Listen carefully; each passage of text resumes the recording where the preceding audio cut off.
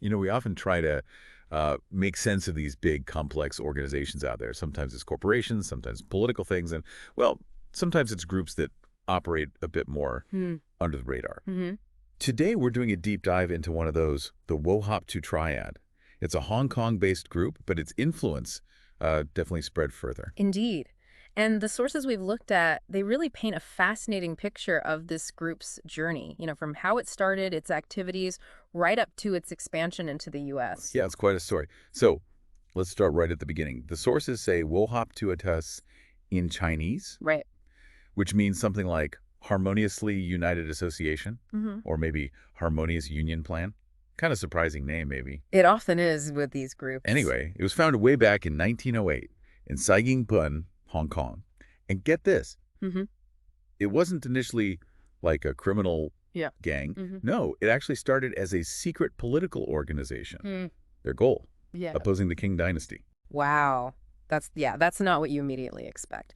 It does make you think, though, how these groups can start for one reason, maybe political resistance or, mutual aid. Right. And then over time, that structure, the secrecy, it gets turned towards other things, Yeah, different goals entirely. exactly. And if you fast forward, Wohop 2 becomes known as one of the four major gangs of Hong Kong. Okay, so they definitely rose in Oh, prominence. yeah. That puts them right up there with huge names like Wo Shing Wo, 14K, and Sun Yi On. It showed they became a really significant player in Hong Kong's underworld. That Big Four label, it tells you a lot, doesn't it? About Mhm. their power, their organization, how long they've been around. They carved out some serious influence. So looking at their time in Hong Kong, what were they actually doing? The sources really point to protection rackets as their main thing. Ah, the classic. Pretty much. Controlling areas, businesses, through intimidation, offering security. Often from threats they might be creating themselves, We right? got it. Hey. It seems that was their core business model back home. It's fundamental to a lot of organized crime globally, isn't it? Establishing that sort of coercive control over an area or an industry businesses feel they have to pay. And here's something else that jumped out. They had affiliation with Sun Yi On, another one of those big four we mentioned. Interesting. So allies. Or something else. That's the question, isn't it? Was it a straightforward partnership or maybe more complicated, shared interests, maybe rivals in other areas? Yeah. Hard to say for sure. Yeah, alliances in that world, they shift. Can be about mutual benefit, common enemies, maybe even one group being sort of under the other. But connecting with Sun Yi On, that would definitely give Wo Hop to a bigger network in Hong Kong, more reach. Okay, so we've got political origins, then becoming a major criminal group in Hong Kong focused on protection, Yeah. and this link to Sun Yan. But then the story takes a big turn. They expand, Right. Across the Pacific to the United States, early 1990s. which really shows how adaptable these groups can be, seeking out new territory, new opportunities. Absolutely. And the sources pinpoint San Francisco as the starting point in the U.S., Right. which makes sense, right? Large established Asian communities there. And there were key figures leading this move. Peter Chong, Uncle Chong, they called him, Mm-hmm. and Raymond Chow, Shrimp Boy. He actually had a past with another SF gang, the Hop Sing Boys. Ah, okay. So he likely knew the local scene already. These key individuals, they're often crucial for expansion, aren't they? They have connections, they understand the dynamics on the ground. Chow's background probably gave Warhop to a real advantage. And they weren't thinking small. The sources say their goal was, first, to control all the Asian gangs in San Francisco, Oh, okay. and then use that as a base to get into nationwide drug distribution. That's a huge step up from protection rackets in Hong Kong. That really speaks volumes about their ambition and their confidence, maybe. But trying to unify different gangs under one banner, it's incredibly difficult and dangerous. Well, yeah, you can't just walk in and take over, right? Yeah. Things got messy. Our sources talk about a major rivalry with the Wah Ching gang in San Francisco. Makes sense. The established groups aren't just going to roll over. Conflict is almost inevitable when someone new tries to muscle in. And these Wu Hop 2 really came out on top in this fight. The sources say they basically pushed the Wah Ching right out of the Bay Area. Wow.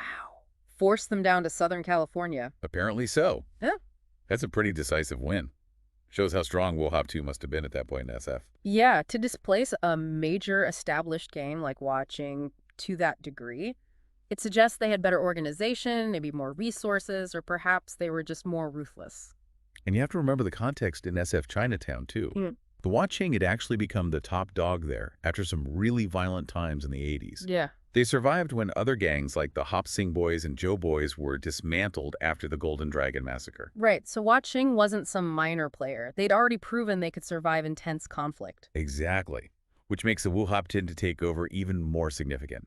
It really shows how volatile things are in that world. Power shifts constantly. It's that cycle of competition, isn't it? One group rises, another falls, then a new challenger appears. And the tipping point seems to have been the killing of the Wah Ching leader, Danny Wong. Ah, taking out the leader. Yeah. After that, the sources suggest Wu Hop Tu pretty much cemented their control over the illegal activities in Chinatown. It's a brutal example of how leadership decapitation can just destabilize a rival group. Creates a power vacuum, weakens their ability to resist. That sounds like it was the critical moment for Wu Hop to consolidating power in SF Chinatown. Now, besides rivals, they also made alliances. We mentioned Sun Yian back in Hong Kong, Mm-hmm. but the sources also say they linked up with the Tiny Rascal Gang in the U.S. Okay, so not just sticking within the traditional Triad network. That's interesting. Yeah, it shows they were maybe being strategic, pragmatic, building a wider network. Makes sense. Aligning with other groups, even non-Chinese ones like the Tiny Rascals, could open up different networks, maybe new markets, share risks. It suggests they were trying to integrate more broadly into the American criminal landscape. So let's kind of wrap up the main points here. We've seen Wu Hop to go from this political group in early 1900s Hong Kong Right.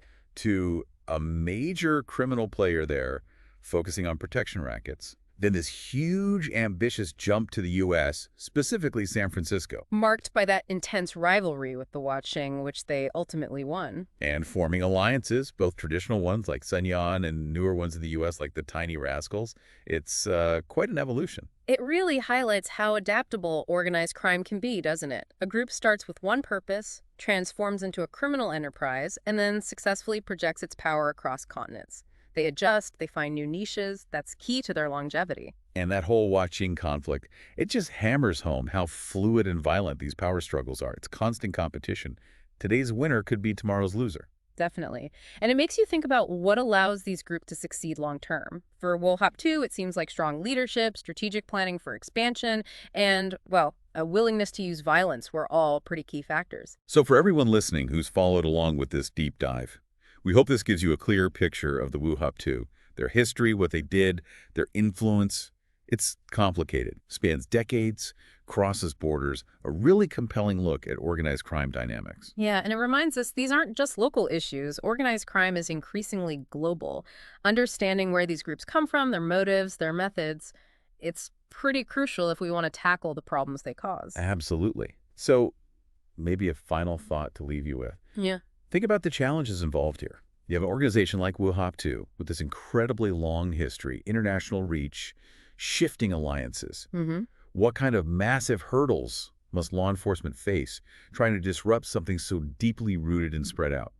And beyond that, what are the lasting impacts these kinds of groups have on the communities where they operate? Something to chew on.